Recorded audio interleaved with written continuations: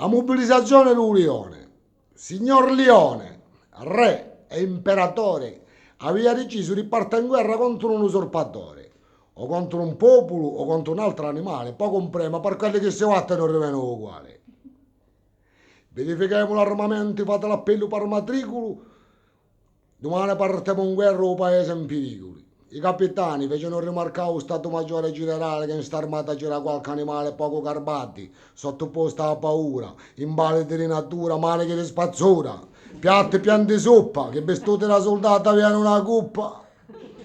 A trascinare sti pesi morti in guerra un bar, ci vorrei piazzare in affettazione speciale. Un partevo parteggiante che ce la fa presto, e voglio da io, l'affettazione speciale e il resto. Troverai un impiego a tutta sta marmaglia, ma ognuno ha la sua piazza per evitare la pagaglia. L'elefante all'attacco, la cielo bombardamento, l'agola e la caccia e il grinfio strangolamento. A volpe l'ugegno, e scimmia fa paura e per far trampolare i nemici l'animale di pascura. I muri carchirarme all'osservazione un falco e puccia in cinquesima colonna e i sumeri roncaranno l'attacco.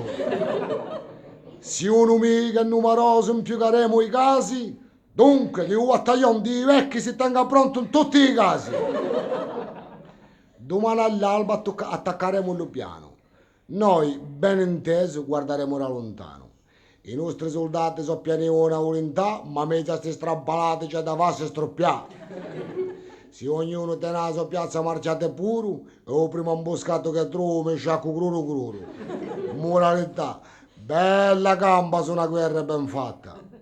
Per quello che c'è la calossa è sempre una risfatta. Cosa ci vuole fare per evitare sto fatto? Fattacci i sumeri che roncano l'attacco.